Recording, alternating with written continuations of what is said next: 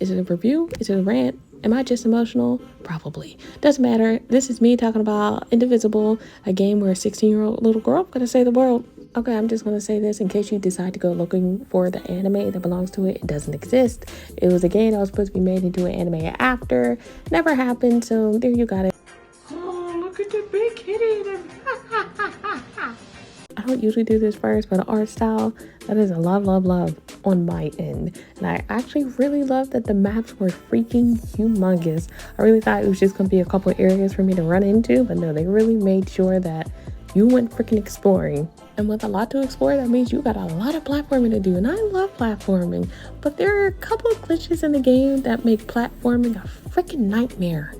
Now let's talk about my favorite freaking part of the game. Love you, Razmi. You my girl. So you can't use all your aces everywhere. Like Razmi in one of the cities, she heals enemies that she attacks. So it kind of sucks. But you know, it kind of forces you to use more range of characters going throughout the game. So I'm not too mad about it.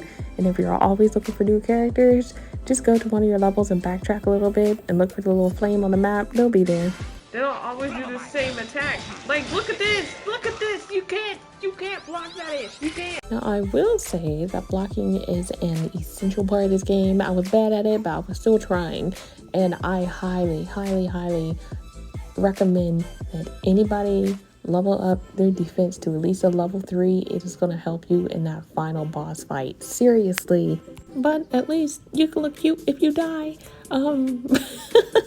There are a lot of color variations. I think there's at least 4 per character color variations, so you can change that, but you don't unlock that until later on in the game, so be cognizant of that. Oh my god. Now, speaking of taking L's, let's talk about these bosses, because some of them gave me one too many freaking L's, and some of them I love the concept for the bosses, and some of them I really was just sitting there looking dumb trying to figure out, how do I even hit you? Because I can't fly. What the heck?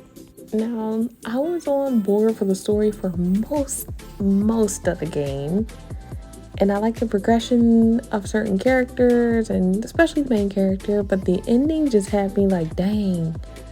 I feel like, I want more.